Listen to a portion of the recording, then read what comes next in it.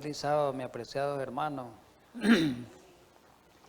Démosle gracias a Dios de nuevo, hermanos, porque estamos reunidos y hemos, como siempre, venido a estudiar la palabra de Dios con mucha devoción, con mucho interés, debería de ser, con mucho anhelo de querer aprender las cosas celestiales en este sábado. La Biblia dice, y el Espíritu y Profecía lo dice, que el sábado es una escuela. Los sábados iba Cristo a la sinagoga, desde niño, desde joven, y cuando ya era adulto, dice que como acostumbraba a ir, quiere decir que frecuentaba. Entonces así debemos de ser nosotros, siguiendo el consejo que dice el apóstol Pablo en la carta a los Hebreos, donde dice que no dejando de congregarnos, ¿verdad? Para que nosotros nos exhortemos y nos animemos en este tiempo corto que falta para que venga nuestro Salvador. Así que sean bienvenidos todos ustedes, bienvenidos a mis hermanos también que nos miran por los medios de difusión, ya sea radial o televisivo o por redes sociales. Estamos transmitiendo de Granada, Nicaragua, ¿verdad?, para Centroamérica y el mundo. Así que Dios quiera que este mensaje sea de mucho beneficio para las personas que lo puedan ver y para los que están aquí presentes. Vamos a continuar, antes de orar, ¿verdad? El tema aparece descrito allí en la imagen, con la serie siempre el tema de la deidad.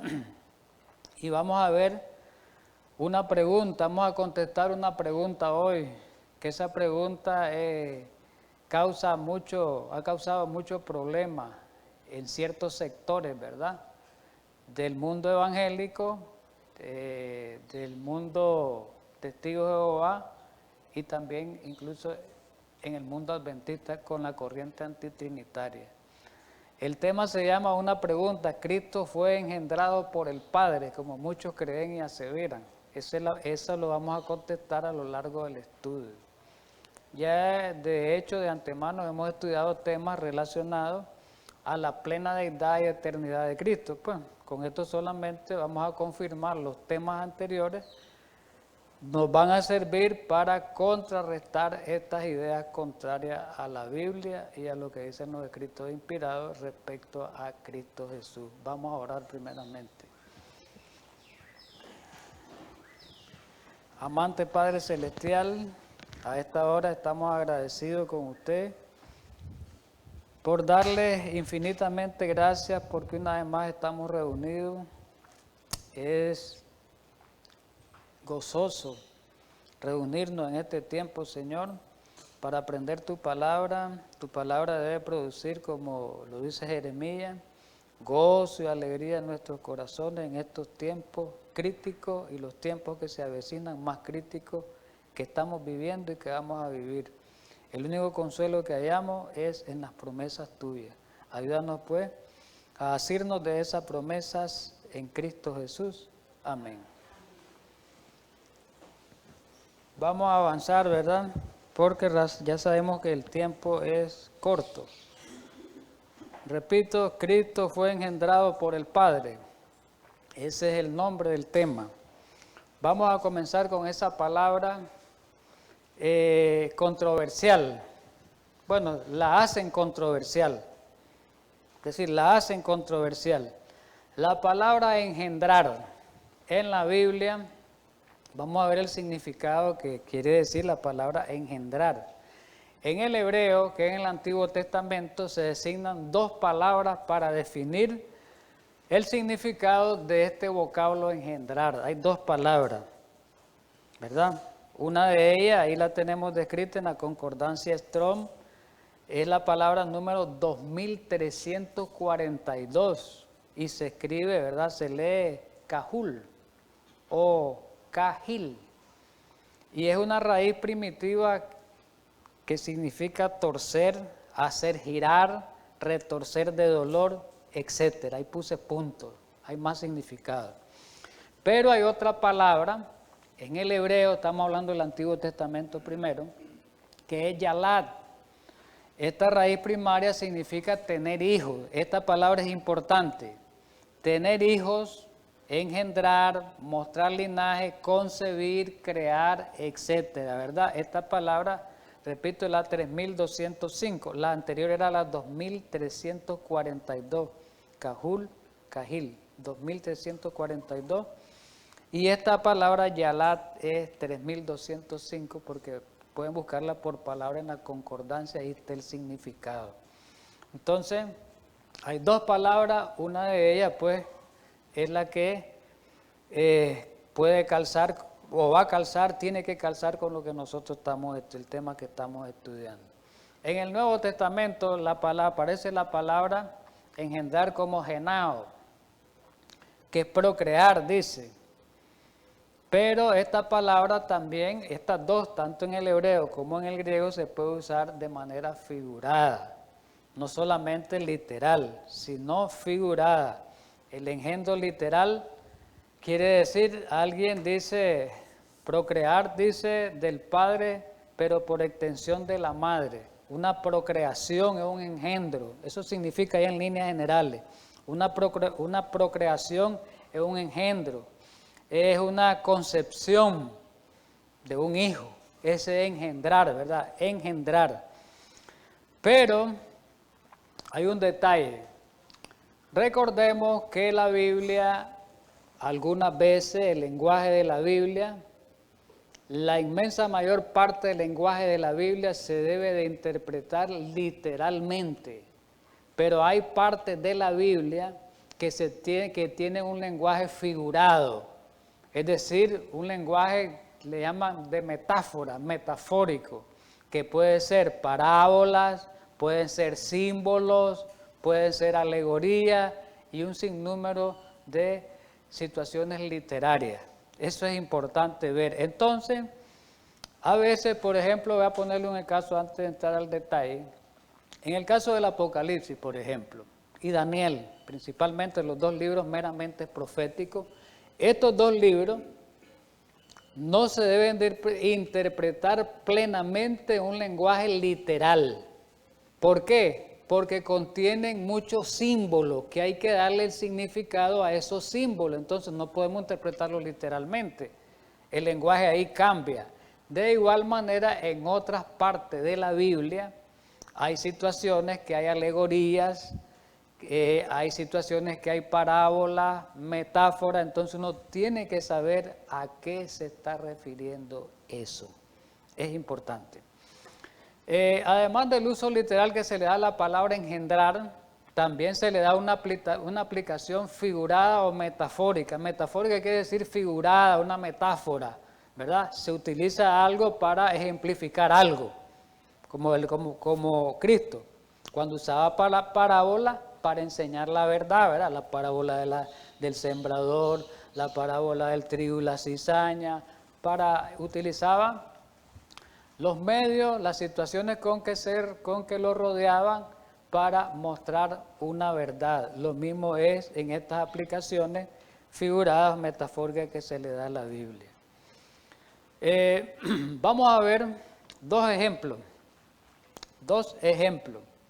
¿Cómo se usa esta palabra engendrar? Porque ya sabemos que el significado en sí, literal, de la palabra engendrar es procrear, concebir, ¿verdad? Que tiene que ver con creación, entendido, en líneas generales.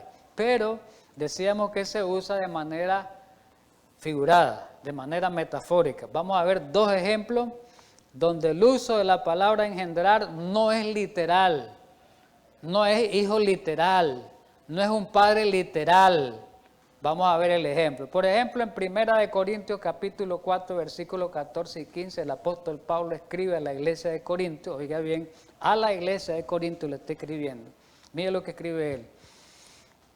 No escribo esto para avergonzaros, sino para amonestaros, esta es clave, como a hijos míos amados.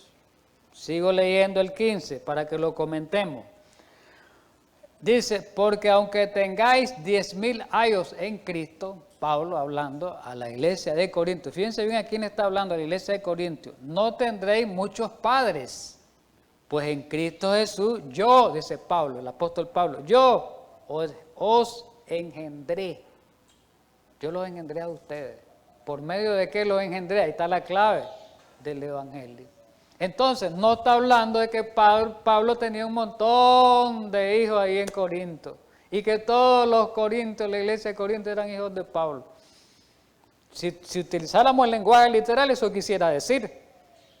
Pero aquí no. Pablo está usando esta enseñanza metafórica donde él dice que él es el padre de la iglesia de Corinto y que los miembros de la iglesia de Corinto son hijos. ¿En qué sentido? ¿Por qué Pablo se decía que era padre de la iglesia de Corinto? Claro. Pablo los instruyó, Pablo los educó, Pablo los aconsejó. Los padres aconsejan, los padres literales, los padres reales instruyen, aconsejan, no quieren el mal para sus hijos. Lo mismo hacía el apóstol Pablo con su membresía ahí en Corinto. Por eso dice, yo los engendré a ustedes por el Evangelio. ¿Estamos claros? Para que entendamos, no todo lo literalicemos porque ahí es donde caemos en el error. Vamos con otro ejemplo del apóstol Pablo, a Filemón. Filemón 10, ¿quién era Filemón? Filemón era una persona que se convirtió, alguien que se convirtió al Evangelio y que pertenecía a la iglesia de Colosa, en la historia, el marco histórico. Y ahí pues Pablo fue uno de los que, fue el que prácticamente, el que fundó esa iglesia. Entonces ahí conocí a Filemón, miembro de ahí. Pero este Filemón tenía un esclavo, en ese tiempo estaba el tiempo de los esclavos. Y se llamaba Onésimo, un esclavo. Pero Onésimo era una persona en ese momento esclavo que no conocía nada de Dios. Él le trabajaba a Filemón como su amo, no conocía nada de Dios. Parece que Filemón, según la historia, como que maltrataba a Onésimo. Y por ese maltrato como que Onésimo huyó y como que se le llevó algunas cosas, pues como digamos por así decirlo, como que le robó. Pero llegó un momento que Pablo allá estando en Roma, llegó un momento en las circunstancias de la vida que se presentan a veces, en que Pablo conoce a Onésimo y le da el evangelio a Onésimo, y Onésimo se convierte el esclavo. Y en su relato Onésimo le dijo que había sido esclavo, que había conocido a Filemón. Ah, Filemón, dice Pablo, yo lo conozco, un miembro así, así. Entonces, una vez convertido, Onésimo era cristiano y ya Filemón era cristiano, dice Pablo, no es momento, no es tiempo que ellos estén así. Voy a buscar cómo unirlo. Y Pablo pues le escribe a Filemón y le manda a decir, mire Filemón, te ruego que ahí va a llegar Onésimo, te ruego que lo recibirlo bien, acogerlo. ¿Sabe por qué, Filemón? Yo lo evangelicé, yo lo engendré, aquí lo dice, engendró en el Espíritu, con el Evangelio, quiere decir, engendró. ¿Por qué el Evangelio? ¿Por qué dice engendrar en el Evangelio? Porque el Evangelio produce nuevas criaturas, ¿sí o no? Entonces, y el engendro no produce nueva criatura literal física. Un engendro produce nueva criatura, una criatura nueva, físicamente hablando. Y un engendro espiritual va a producir una nueva criatura espiritual para Cristo. Eso es lo que estaba tratando de decir. Entonces le dice, te ruego por mi hijo, Onésimo. Si alguien dijera, si tomáramos literal, hijo de Pablo.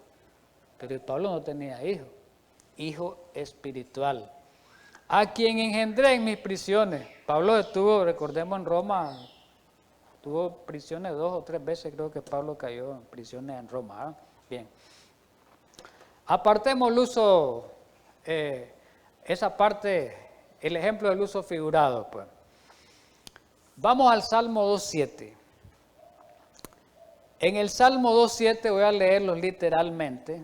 Yo publicaré el decreto. Jehová me ha dicho, mi hijo eres tú, yo te engendré hoy. Lo dejamos ahí. Ahí está hablando Jesús. Óigase bien. Ahí está hablando Jesús, dice que Jehová me ha dicho. ¿Quién es ese Jehová que le ha dicho? Padre. ¿Qué le ha dicho el Padre? Mi hijo eres tú, yo te engendré hoy. Entonces, este versículo y otro, oigan hermanos, lo toman los antitrinitarios, oiga bien esto, y los unitarios como literal, como que Cristo fue engendrado por el Padre en las edades eternas. Como que Cristo creó al Padre, como que del Padre nace Cristo. Eso ya lo explicamos la otra vez. Aduciendo que Cristo como engendrado por el Padre en algún tiempo muy distante de la eternidad. Eso es lo que dicen ellos, ¿verdad? Entonces toman este pasaje y otros pasajes donde aparece, y otros versículos donde aparecen estas frases, y él dice, ve ahí está, solo hay un Dios verdadero, el Padre. El Hijo es un Dios engendrado. Entonces ahí están poniendo a Cristo como segundón, a Cristo como inferior. Y eso no es cierto a la luz de lo que hemos estudiado. Vamos a seguir avanzando. Vamos a ver que hay 4 pasajes en las Escrituras, 4 versículos, oiga bien, en los cuales se hace mención de esa frase que acabamos de leer. Mi hijo eres tú, yo te he engendrado hoy. Entonces, esos 4 pasajes se aplican a Cristo. Es verdad, se aplican a Cristo. ¿Dónde están esos 4 pasajes en la Escritura?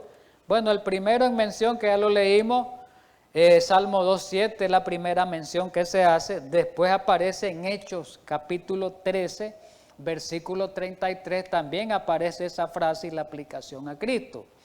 Y después aparecen en Hebreo las dos otras aplicaciones, que es en Hebreo el capítulo 1, el versículo 5, y en Hebreo capítulo 5, versículo 5. Oiga bien, y a esas 4, óigase bien, los antitrinitarios, adventistas, y los testigos de Jehová, y los unitarios que no creen en la plena deidad de Jesús, interpretan esos 4 pasajes, que ahí está hablando allá en los cielos cuando el Padre engendró al Hijo.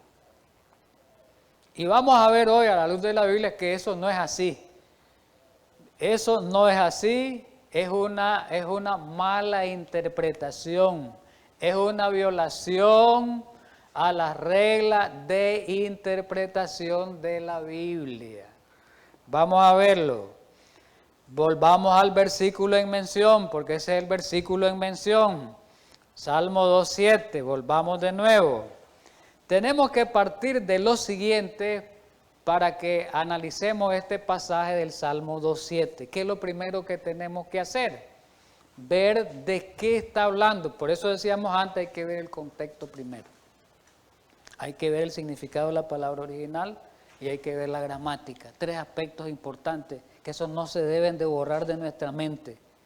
Contexto, significado de alguna palabra importante en el versículo original y alguna aplicación gramatical, ¿verdad? Un artículo, una preposición, etc. ¿Qué tenemos que partir? Tenemos que partir para interpretar correctamente este salmo, este pasaje 2.7 del Salmo. Tenemos que partir de lo siguiente, que el Salmo 2, que es donde está este versículo, porque es el verso 7, el Salmo 2, oiga bien, se le considera como el primero de los salmos mesiánicos, dice el comentario bíblico, tomo 3, página 638. El Salmo 2 es el primero de los salmos mesiánicos. ¿Qué quiere decir eso? ¿Qué me está diciendo mesiánico? ¿Qué me está hablando? Que habla del Mesías. Hago la pregunta. Para que Cristo fuera Mesías, ¿qué tenía que ser? ¿Tenía que venir como Dios o como hombre? Como hombre, como humano. Entonces aquí este Salmo 2 está hablando no específicamente de la deidad de Jesús, está hablando de Jesús en la parte humana, la aplicación. ¿Estamos entendidos? ¿Está claro? Claro. Miremos la aplicación pues del Salmo. Vamos a ver, vamos a mostrarlo con la Biblia, que es verdad lo que dice el comentario bíblico. Porque ¿quién dice el comentario bíblico? Vamos a mostrarlo, que lo que acabamos de leer en el comentario bíblico con la Biblia es una verdad que tiene una aplicación mesiánica que se aplica a la encarnación o a la humanidad de Cristo. Vamos al Salmo 2, versículo 1 y 2. Versículo 1, pregunta: ¿por qué se amotinan las gentes y los pueblos piensan cosas vanas? Una pregunta. Se levantarán los reyes de la tierra y príncipes consultarán unidos contra, aquí está la clave, Jehová y contra su ungido, diciendo, bueno, ahí termina el pasaje. Muy bien. Entonces, este salmo está escrito en el Antiguo Testamento, lo escribe David. Pero, en el Antiguo, ¿verdad?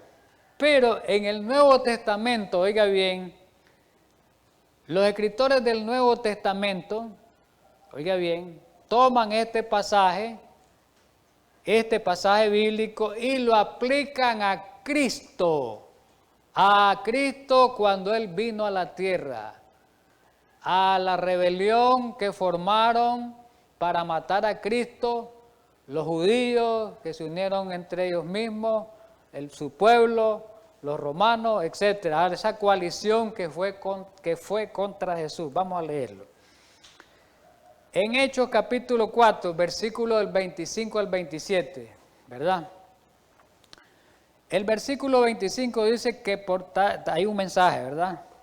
Que por boca de David tu siervo dijiste, porque ese repitiendo, aquí está repitiendo lo que acabamos de leer, el Salmo 2, 1 y 2, porque se amotinan las gentes y los pueblos piensan cosas vanas. Versículo 26, vuelve a repetir el 2 ahora. Se reunieron los reyes de la tierra y los príncipes se juntaron en uno contra el Señor y contra su Cristo. Aquí le da la aplicación. Contra el Señor y contra su Cristo. Los príncipes se juntaron. Y ahí menciona quiénes se juntaron, el versículo 27, contra Jesús. Porque verdaderamente se unieron en esta ciudad contra tu santo Hijo Jesús, a quien ungiste. ¿Quiénes fueron? Herodes, Poncio Pilato, con los gentiles y el pueblo de Israel. Entonces, el Salmo 2, ¿cómo es? Mesiánico. No hay duda. Entonces, no podemos aplicar ese Salmo 2, yo te engendré, mi hijo eres tú. Dicen que allá en las edades eternas esas palabras son cuando a Cristo lo engendraron. No, eso lo está diciendo aquí en la tierra. Hay que leer bien la Biblia, mis queridos hermanos que me están viendo y escuchando. Entonces en el Salmo 2, del 1 al 2, los apóstoles aplicaron a Cristo. El Salmo.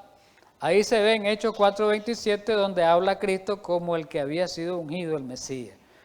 Muy bien, ahora vamos con Elena White. Miren bien que no hay contradicción. Elena White lo aplica también. Le da una aplicación mesiánica al Salmo 2. Lo demostramos con la Biblia ya. Ahora vamos con Elena White, pues, con los adventistas. Ahí está Elena White en el deseado de toda la gente en la página 724, aplicando este Salmo a Jesucristo. Cuando se rebelaron contra Él, cuando lo entregaron, ya sabemos, pues, fue sacrificado, fue muerto.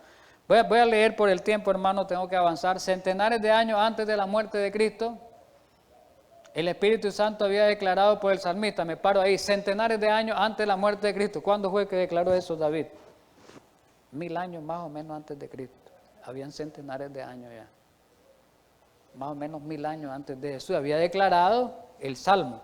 Porque se amotinan la gente y los pueblos piensan vanidad. Estarán los reyes de la tierra, dice, y príncipes consultarán unidos contra Jehová y contra su ungido. Aquí viene la aplicación. El que mora en los cielos se reirá, el Señor se burlará de ellos. Miremos, esto es importante. Las armas y los guardias romanos, esto ya es Elena White, las armas y los guardias romanos fueron impotentes para retener al Señor de la vida en la tumba. Se acercaba la hora de su liberación. Esto ya es palabra de ella. Qué interesante, le da la aplicación. Entonces, el Salmo 2, esas palabras no quieren decir que Jesús fue engendrado como Dios. No quiere decir eso. Volvamos al Salmo en mención. Salmo 2:7. Yo publicaré el decreto, Jehová me ha dicho, mi hijo eres tú. La frase conflictiva, yo te engendré hoy. Miremos algo. ¿Qué significa? Ahora vamos a interpretar hasta ahorita vamos a darle la interpretación al Salmo 2.7. Ahí sí ya dimos bastante explicación, bastante detalle, bastante vuelta para decir que este salmo era mesiánico y se aplicaba a la humanidad de Jesús, no se aplicaba a la deidad de Jesús. Yo te engendré. ¿Qué quiere decir el comentario bíblico en el tomo 3, la página 640? Dice, yo te engendré, la frase comenta. ¿Qué quiere decir eso? Ojo, hay que tener mucho cuidado en esto. No debe de entenderse que esta declaración, los comentaristas, eruditos adventistas, implique que originalmente el Hijo hubiese sido engendrado. No debemos dice que tenemos que tener esa inteligencia y no debemos tomar esa frase como que Él fue engendrado, Cristo Jesús. ¿Por qué? Contradice lo que dice el deseado, dice Elena White en la página 489, el deseado de toda la gente, donde dice, conocemos esa cita, en Cristo hay vida original que no proviene ni deriva de la otra. Entonces, esta cita entra en contradicción con lo que se está creyendo los antitrinitarios. Porque la cita dice que en Cristo hay vida original, quiere decir que Cristo no ha sido engendrado nunca. Como Dios no fue engendrado, hay vida original en Él, que no se deriva de ninguna vida. Entonces, no podemos decir que Cristo fue engendrado ya en las edades eternas, que no es tan eterno como el Padre, porque eso es lo que aducen los antitrinitarios, eso es lo que alegan ellos. La Biblia se interpreta a sí misma, consejo.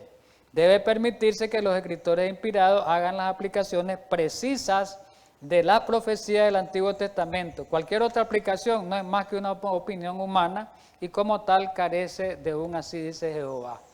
Aplicaciones del Salmo 2.7. Miremos, Pablo aplica esta expresión a 3 eventos diferentes en la humanidad de Jesús. ¿Cuál es el primero? A la resurrección de Jesús. El segundo, al nacimiento de Cristo. Y el tercero, al sumo sacerdocio de Cristo. Pablo lo aplica de esa manera. Toma este texto del Antiguo Testamento, Pablo, y le da aplicación a 3 fases de la encarnación de Cristo. A la resurrección de Jesús, al nacimiento de Jesús y al sumo sacerdocio de Jesús. Jesús como hombre lo aplica Pablo, no Jesús como Dios. Vamos a ver las aplicaciones. ¿Sí? Avanzo. Vamos a aplicarlo a la resurrección de Jesús. En Hechos 13, 30 al 33, miremos al apóstol Pablo. Más Dios, está Pablo predicando, ahí Pablo está predicando en Hechos 13, del 30 al 33, en su primer viaje misionero, en la iglesia de Antioquía. Y es un sábado que está predicando. Dice el 30, mas Dios le levantó de los muertos, hablando de la resurrección. Y el 31 se le apareció durante muchos días a los que habían subido juntamente con él de Galilea a Jerusalén, los cuales ahora son sus testigos ante el pueblo. Y nosotros también os anunciamos el evangelio de aquella promesa hecha a nuestros padres, la cual Dios ha cumplido a los hijos de ellos, a nosotros resucitando a Jesús. Oiga bien, resucitando a Jesús, aquí está la clave en este 33. Como está escrito también en el Salmo 2. Mire que Pablo toma esa cita y se la aplica a Jesús, pero en la resurrección, mi hijo eres tú, yo te he engendrado hoy. ¿A dónde se le aplica? A la resurrección de Jesús. Y Pablo vuelve a decirlo en Romanos, vuelve a repetirlo. En carta a los Romanos, Romanos capítulo 1, versículo 4. Hablando de Jesús, el versículo 3, ¿verdad? Viene hablando de Jesús, Romanos 1, 3. Que fue declarado Hijo de Dios con poder según el Espíritu de Santidad por la resurrección entre los muertos. Cristo fue declarado Hijo de Dios, dice, por la resurrección entre los muertos. Qué importante es esto. Comentario bíblico, tomo 6, comentando esta parte en la página 6, 468, dice, Pablo está presentando la resurrección de Jesús como una prueba que era Hijo de Dios.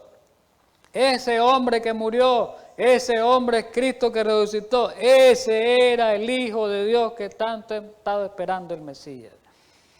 Eso le está diciendo Pablo a los judíos. Jesús siempre había afirmado que él era el Hijo de Dios y había predicho que resucitaría al tercer día, lo había dicho.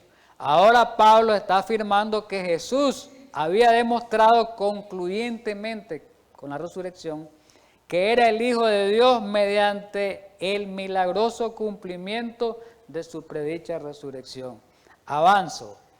Vamos a la segunda aplicación de Pablo, ya lo vimos. Pablo aplica esa frase, el Salmo 2.7, Pablo lo aplica a la resurrección de Jesús, no a la deidad de Jesús, ya en la edad eterna. Resurrección de Jesús, Jesús hombre, a la encarnación. Vamos a la segunda. A la segunda aplicación, que es el nacimiento de Cristo. Hay una pregunta, ¿cuál era el principal problema de los judíos que aceptaban el cristianismo? Había muchos judíos que se convirtieron al cristianismo. ¿Cuál creen ustedes que era el principal problema? Dice aquí este comentario, el tomo 7 en la página 413, no lo voy a leer. Dice, es una parte leo, la deidad de Cristo era una gran piedra de tropiezo para los que Pablo lo dice en Corintios, capítulo 1. La deidad de Cristo era una piedra de tropiezo para que los judíos aceptaran el cristianismo. La deidad. Ellos creían en un solo Dios, aquí lo dice. Ellos creían en un solo Dios, Jehová uno es. La Shema era el Padre nada más, entonces para ellos ya lo estudiamos ese tema, para ellos era muy difícil aceptar a Cristo como Dios porque ellos creían en un Dios unitario. Entonces, ¿cuál era la principal tarea? Afirmarle, enfocarle que ese que murió, que ese que resucitó, ese era el Hijo de Dios. Esa era la principal tarea de los apóstoles en la iglesia primitiva. Entonces, Pablo aquí en hebreo le está hablando a los judíos, hebreos, la iglesia hebrea cristiana, le está hablando Pablo, versículo 5, ¿por qué? Pregunta, ¿a cuál de los ángeles dijo jamás? Vuelve a repetir el pasaje Pablo a aplicarlo, mi hijo eres tú, yo te he engendrado hoy, y otra vez dice, yo seré a él padre y él me será a mí hijo. Versículo 6 es clave para unirlo. Y otra vez cuando introduce al primogénito en el mundo, dice, adórenle todos los ángeles de Dios. Este versículo también es controversial, porque aquí se unen el engendro y el primogénito. Dicen, ve, el primogénito fue Cristo, el primero allá en los cielos. Ve, el primogénito.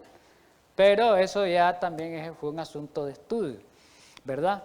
Entonces, ¿qué quiere decir todo esto? Comentario bíblico, página 7, tomo 7, página 413, dice que aquí está hablando de la encarnación. El engendro de aquí es la encarnación, porque habla del primogénito, está hablando de la encarnación, Hebreos 1, del 5 al 6.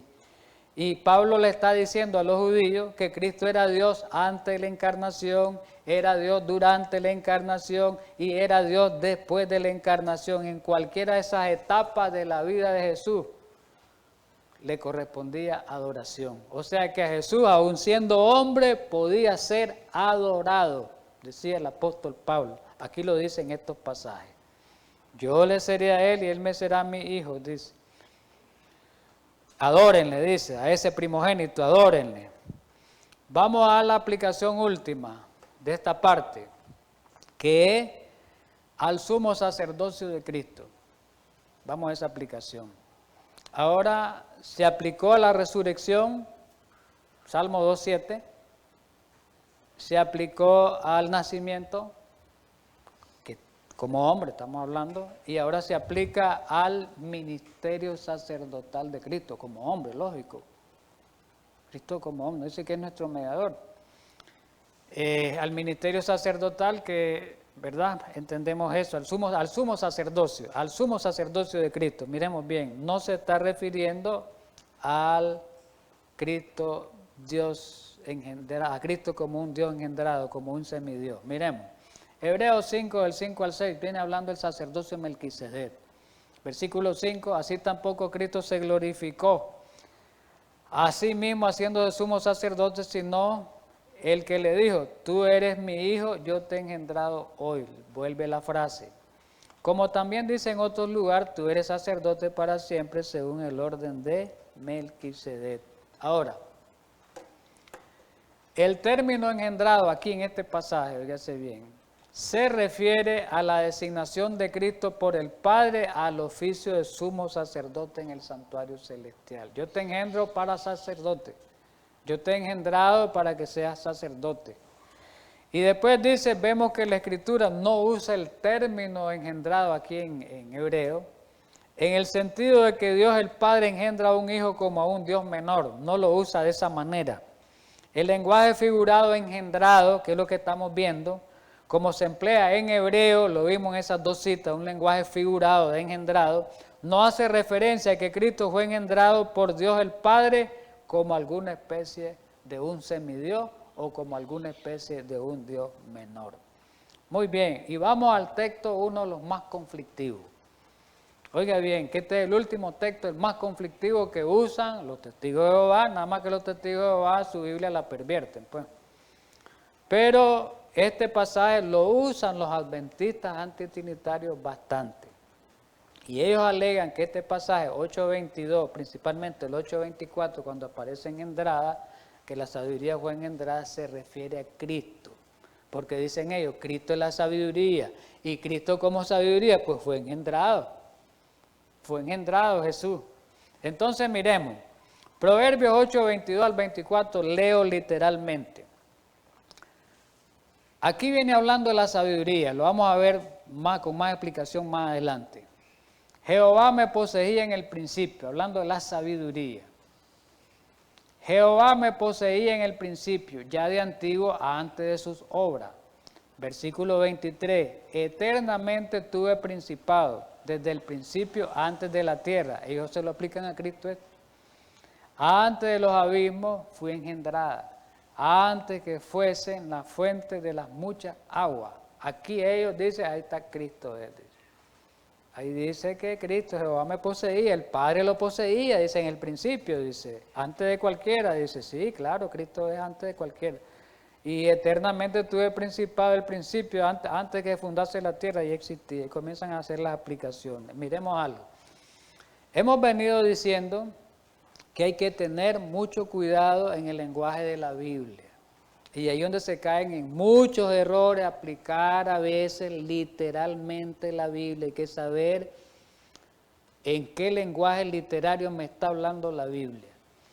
Y aquí, en Proverbios, recordemos que Proverbios, Salmo, Eclesiastés son libros que hablan mucho se aplican, muchos se emplean algunas metáforas, algunos ejemplos para ejemplificar, principalmente en Proverbios, en Eclesiastés, más en Proverbios.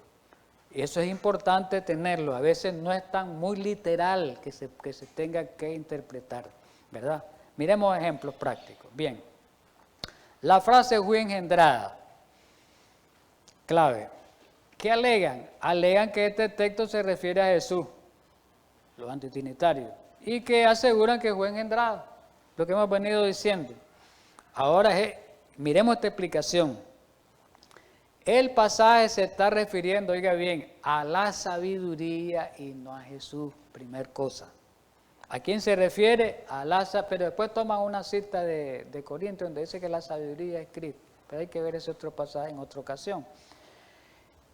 Aquí Salomón, oiga bien, aquí Salomón personifica a la sabiduría y declara que fue engendrada antes de la creación del mundo y de los cielos, de tal manera que Dios la poseía desde el principio. ¿Qué es lo que hace Salomón ahí con la sabiduría?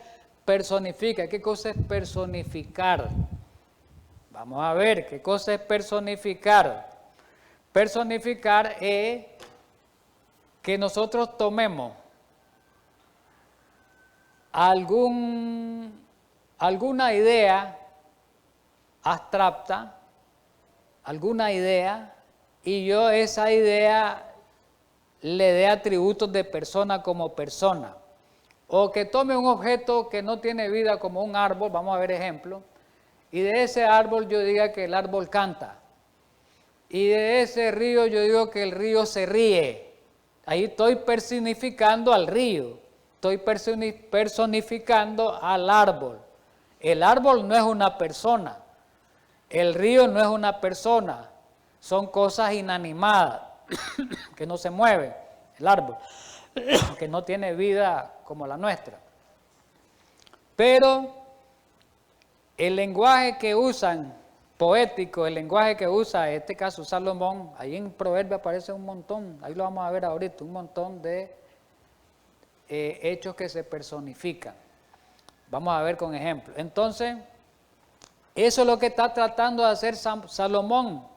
Toma la sabiduría de Dios y la personifica. Dice que la sabiduría es una mujer, que la sabiduría es una, va en las calles, que la sabiduría es aquí. La sabiduría es algo que yo no lo miro. Es una idea abstracta. No es un ser. Entonces no es una mujer. Son metáforas. Vamos a ver los ejemplos sí, para que lo miremos. Pero antes de seguir adelante, es importante esto que dice el comentario bíblico adventista, tomo 3, página 986 de este pasaje. Mire qué importante lo que dicen los comentadores, entendieron bien estos eruditos adventistas. Este pasaje, dicen los hombres que saben del lenguaje literario de la Escritura, este pasaje es alegórico. ¿Cuál pasaje? Que estamos estudiando ahorita. Proverbios 8, el 22, 8 pues, del 22 al 24. Este pasaje es alegórico. La alegoría es algo como una parábola, ¿verdad? Como una comparación, ¿me entiende? Este pasaje es alegórico y debe emplearse cautela, oiga bien, para no afirmar que la alegoría dice más de lo que el autor quiso expresar. Las conclusiones a que se llegue siempre debe armonizar con la analogía de las Escrituras. Algunos han procurado encontrar aquí en este pasaje un respaldo para la enseñanza que afirman que hubo un tiempo cuando Cristo no existía. ¿Ves? Porque dice, Dios existió primero, la sabiduría fue después y ahí viene, algo así. Y dice, no existía y que fue creado por el Padre como el comienzo de su obra para establecer un universo perfecto y habitado. Miren lo que dicen los comentadores. No tiene validez las conclusiones dogmáticas, de dogma, de doctrina, no tiene validez basada en pasajes figurados ni en parábolas. O sea, que una doctrina yo no la puedo formular, sentar las bases con una parábola, con una metáfora, no puedo. Para fundamentar una doctrina tiene que ser un texto literal. Un lenguaje que se entienda. Aquí lo dice, los resultados falsos de esta interpretación son evidentes cuando se considera la interpretación popular de la parábola del rico y Lázaro. La parábola del rico y Lázaro, como la interpretan los hermanos cristianos de otras denominaciones, tanto católicas como evangélicas, la toman literalmente la parábola del rico y Lázaro, y rico y Lázaro, como lo dice, una parábola. No puedo yo fundamentar la doctrina del infierno con esa parábola. ¿Por qué? Son comparaciones, no es algo real, no es algo literal, no se puede hacer. Siempre debe procurarse que la veracidad de las creencias doctrinales se basen en declaraciones literales de la Biblia. ¿Ves?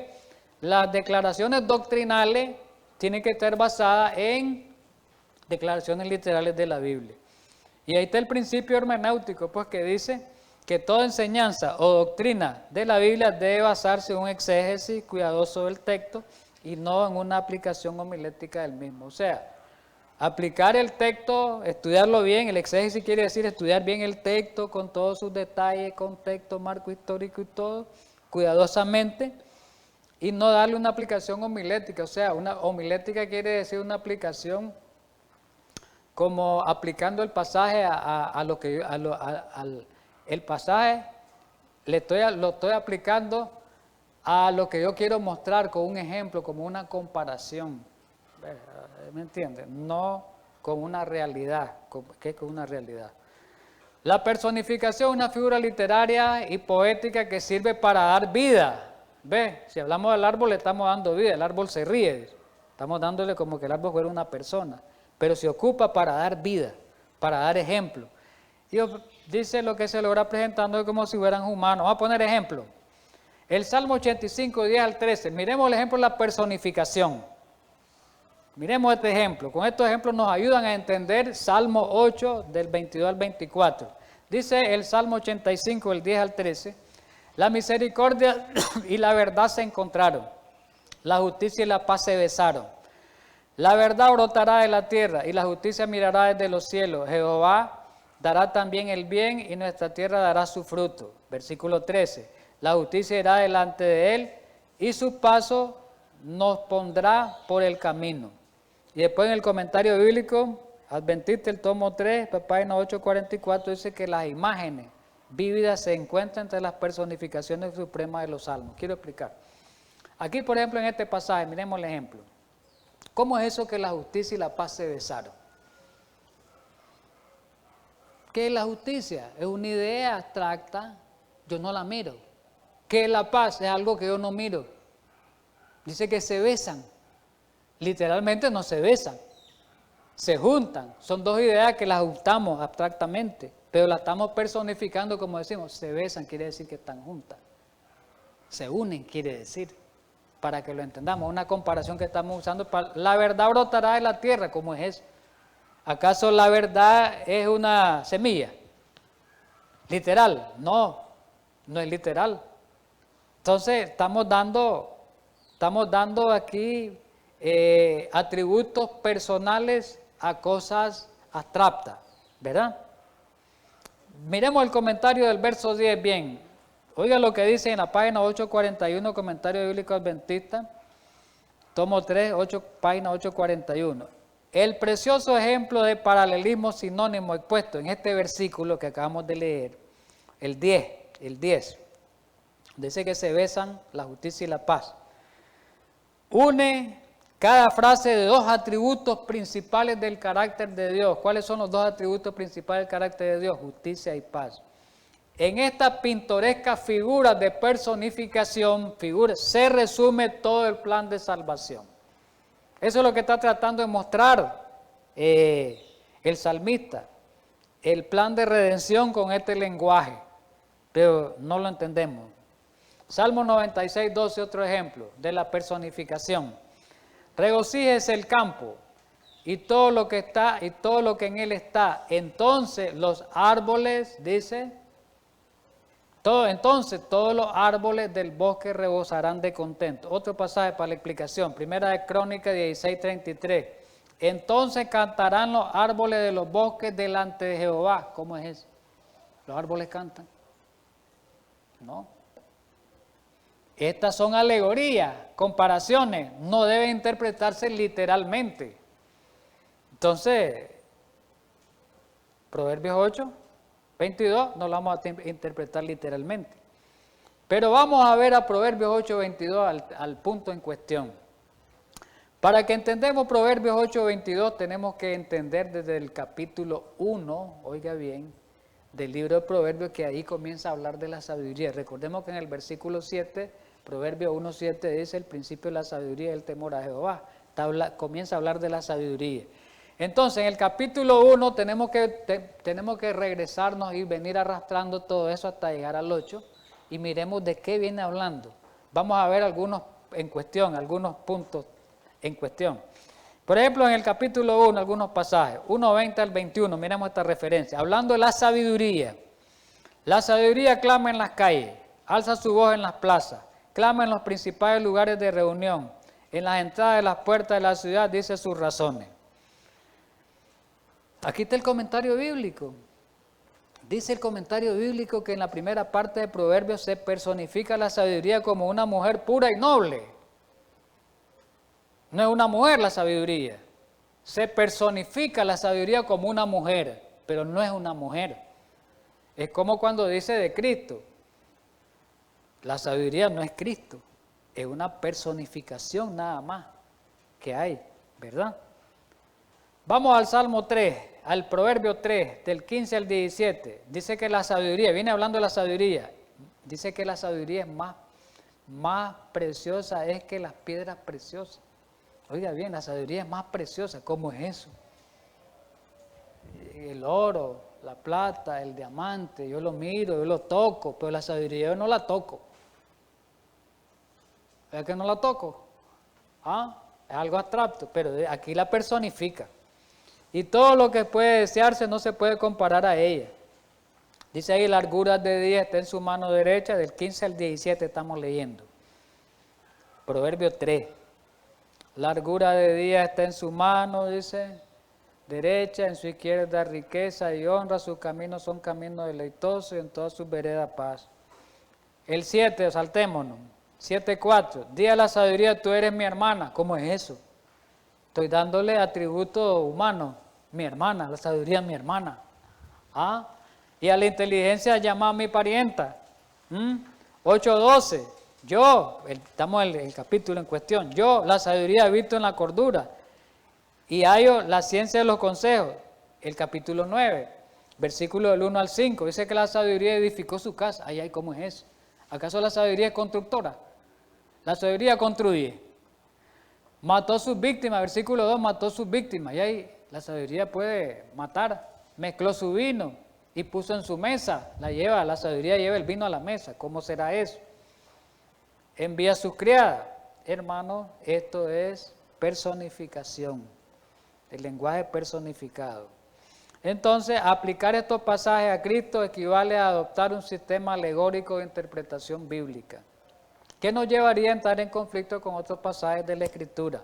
Por eso los reformadores rechazaron este sistema de interpretación alegórico, que ese los usaban antes de la Edad Media. Creo que fue el que lo usó uno de los padres de la iglesia, creo que fue Orígenes o Clemente de Alejandría, uno de los dos, ¿verdad? Ellos usaban este pasaje alegórico. Hay pasajes en las Escrituras que contradicen la creencia de que Jesús haya sido creado engendrado, tal como se pretende presentar en Proverbios capítulo 8. Esto ya lo estudiamos todos estos pasajes. Por ejemplo, estudiamos Miqueas 5:2, donde dice que Cristo Jesús iba, el Cristo, como hombre que era Dios eterno, nacería en el pueblo de Belén. Isaías 9:6, donde dice que Cristo era el Padre eterno. Juan 1:1, donde dice que Cristo era la palabra y que la palabra, Cristo era el verbo y que el verbo era Dios plenamente. Juan 8:58, donde Cristo dijo el yo soy. Con toda esa frase Cristo estaba diciendo. Y en Colosenses 1, del 15 al 17 y el 2:9, donde dice que en Cristo habita corporalmente toda la plenitud de deidad. Todo eso lo estudiamos y ahí demostrábamos que Cristo verdaderamente era como plenamente Dios y era tan eterno como Dios. Para terminar con esta cita de Elena White, miremos cómo en esta última cita, estos últimos minutitos, Elena White aplica, oiga bien, Proverbios 8:22 a la plena deidad de Cristo y a la eternidad de Cristo. No lo aplica como Cristo engendrado. Dice, si Cristo hizo todas las cosas, existió antes que todas las cosas existieran. Las palabras que se refieren a este tema son tan concluyentes que nadie tiene por qué quedar con dudas. Cristo fue esencialmente y en el máximo sentido. Cristo fue Dios esencialmente y en el máximo sentido. Estuvo con Dios desde toda la eternidad. Dios sobre todas las cosas, bendito para siempre. El Señor Jesucristo, dice, el divino Hijo de Dios, existió desde la eternidad, una persona en sí, y sin embargo era uno con el Padre, era la gloria máxima del cielo. Y ahí explica Proverbios 8, del 22 al 27. Entonces, solo leo la última parte. Hay luz y gloria en la verdad de que Cristo era uno con el Padre antes de que se pusiera el fundamento del mundo. Así que, mi querido hermano, está demostramos hoy, el estudio de hoy, que Cristo no fue engendrado, como dicen los antitrinitarios, que fue engendrado allá en la edad eterna como un Dios menor y que no es, según ellos alegan, que no es tan eterno como el Padre. Pero hoy se demostró que todos esos textos que los utilizan mal y hay que darle la aplicación correcta a esos textos. Así que terminamos pues, el tiempo se nos acabó y vamos a orar. Padre Santo, Dios de misericordia, gracias en esta mañana por habernos ayudado a estudiar tu palabra. Gracias por esta bendición, Señor, que nos diste de abrir tu palabra y quedar claro al estudiar estos temas conflictivos o controversiales. En Cristo Jesús. Amén.